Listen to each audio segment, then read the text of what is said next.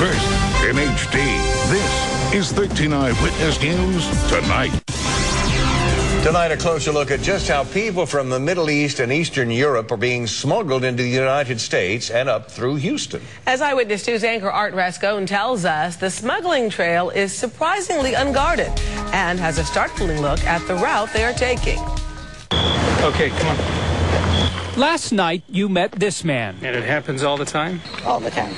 He is arrogant, proud, and determined to help Muslims, terrorists or not, get into the United States. People to the United States, they get into the fake passports, like the Italian passport, German passport, France passport.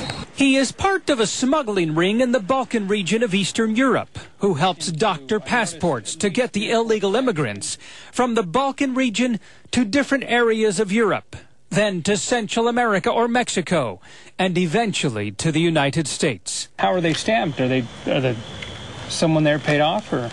Yeah, there's people, they get paid off. There's some other places that I don't even recognize because we changed the picture so good. Hola, señor. Buenas tardes. We decided to make the same journey.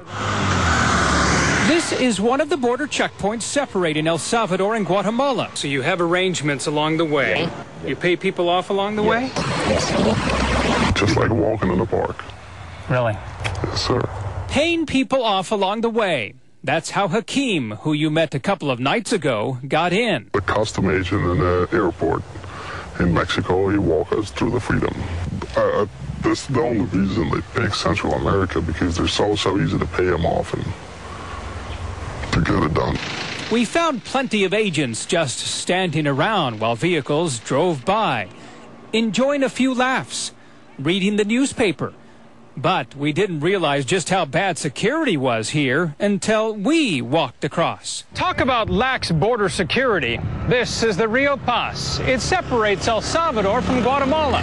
I'm simply walking from El Salvador into Guatemala without a single document ever being checked. They never asked for anything from me. Our walk across this bridge took only about 10 to 15 minutes. Even had time to grab the Central American favorite fruit, papaya. And at a second border checkpoint, still, no one checked for documentation. We're told this smuggler's route is used several times a month, and many times with the same passport, just a different name. This passport was used in the United States and it was mailed back here? Mailed back here, yes. And once it's mailed here, it's used by someone else? Yeah, we changed it to a different person.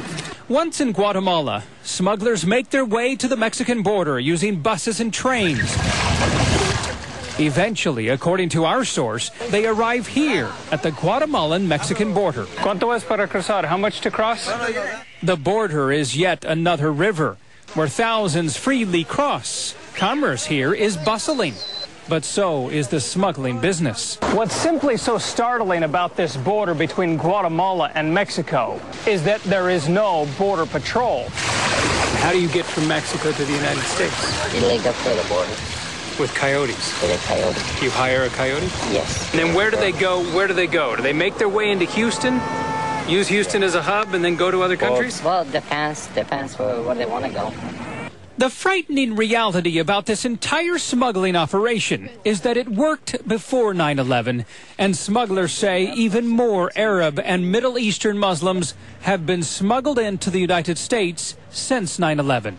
With the increased security measures, is it any harder now than it was before? Yeah, it is, but it doesn't make difference. It's still easy.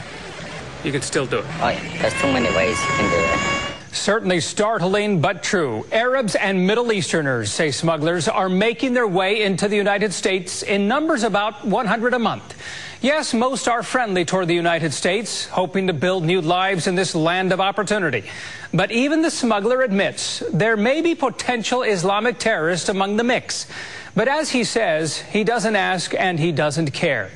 But as long as the border, only a couple of 100 miles from here, remains largely open and fairly easy to cross, militants and others will continue to come. Tomorrow night at 10, we'll have reaction from the Department of Homeland Security and as well local congressional leaders. Art Rascone, 13 Eyewitness News.